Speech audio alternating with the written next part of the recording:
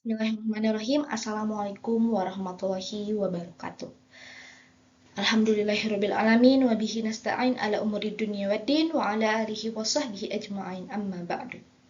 Pertama-tama marilah kita panjatkan puja dan puji syukur kita kehadirat Allah Subhanahu wa taala yang telah memberikan kita nikmat iman, ihsan dan Islam sehingga kita dapat berkumpul dalam jaringan ini dengan keadaan yang sehat walafiat. Amin ya Allah ya rabbal alamin. Salawat serta salam semoga selalu tercurah limpahkan kepada junjungan kita, yakni Habibana wa Nabiyana wa Maulana Muhammad sallallahu alaihi wasallam, kepada para sahabatnya, keluarganya, tabi'atnya, hingga kepada kita selaku umatnya hingga akhir zaman. Amin ya Allah ya rabbal alamin. Perkenalkan, nama saya Rafania Fazrianti dengan NIM 12220800075, mahasiswi semester 3 program studi Pendidikan Kimia UIN Sunan Gunung Jati Bandung.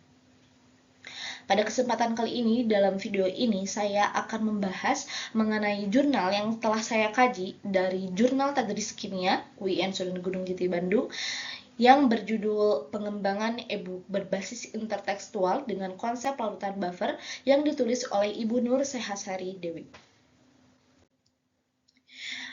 Pertama ada outline, yang bagian pertama adalah pendahuluan, yang kedua metode penelitian, lalu yang ketiga hasil penelitian, dan yang terakhir adalah kesimpulan. Fenomena kimia ini memerlukan penjelasan pada tingkat representasinya, yakni ada makroskopis, submikroskopis, dan simbolik. Ini penting dalam pembelajaran kimia, terutama dalam konsep larutan buffer. Kenapa? Karena mahasiswa, bahkan siswa, baik itu siswa SMP dan SMA, terkhususnya, mereka itu sangat sering kesulitan dalam memahami konsep asam basa, dalam konsep jumlah mol senyawa, dan hubungan antara representasi kimianya. Sehingga di sini Ibu Nur Sehasari Dewi ini menciptakan suatu inovasi, yakni dengan pembelajaran intertekstual dan alat multimedia yang dapat membantu siswa dalam memvisualisasikan konsep kimia dan mengatasi kesalahpahamannya. Nah, menurut Abror Huda pada tahun 2015 ini, bahwa e-book interaktif merupakan sumber belajar yang efektif dengan elemen multimedia untuk meningkatkan pengalaman belajar siswa, sehingga diharapkan siswa dapat terbantu dalam memahami konsep-konsep kimia, dalam memahami representasi kimianya, terutama dalam konsep larutan buffer.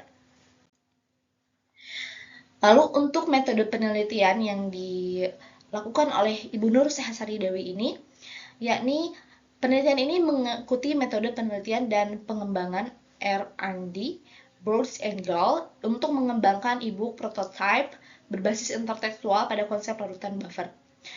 Pada metode penelitian ini terdapat 3 langkah penelitian dalam model ini, yakni menggunakan aplikasi Canva dan Hazeline Flipbook. Adapun 3 langkah tersebut, yang pertama adalah melakukan penelitian dan pengumpulan info, lalu perencanaan, dan yang terakhir adalah pengembangan bentuk awal dari produk.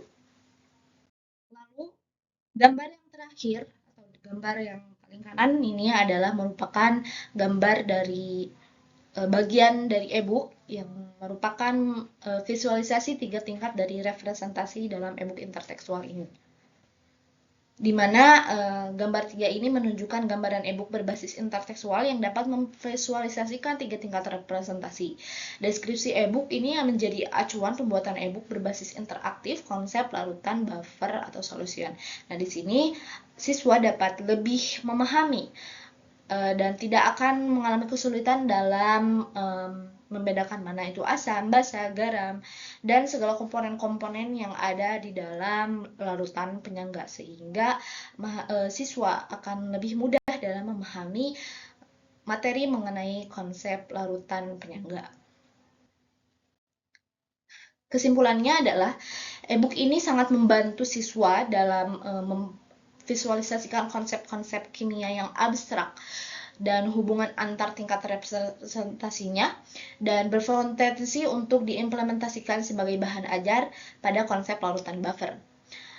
Karena kemampuan multimedia interaktif ini dapat menampilkan kata-kata, gambar, dan model 2 atau 3 dimensi, baik diam maupun bergerak atau dalam bentuk animasi. Dan juga dapat meningkatkan kemampuan representasi siswa pada konsep larutan buffer. Mungkin itu saja yang dapat saya sampaikan, yang dapat saya bahas, yang dapat saya bagikan mengenai jurnal yang telah saya kaji, mengenai penelitian ini. Diharapkan semoga ini bisa menjadi sebuah inovasi juga bagi ibu guru, bagi teman-teman mahasiswa yang lainnya dalam nantinya mengajar kepada siswa-siswa. Semoga ini dapat membantu memperlancar proses kegiatan belajar dan mengajar, dapat meningkatkan motivasi siswa untuk belajar, dan dapat memudahkan siswa dalam memahami pelajaran ini. Terima kasih, sekian yang dapat saya sampaikan. Mohon maaf apabila ada kesalahan baik itu dalam perbuatan dan ucapan. Billahi taufiq wal hidayah. Wassalamualaikum warahmatullahi wabarakatuh.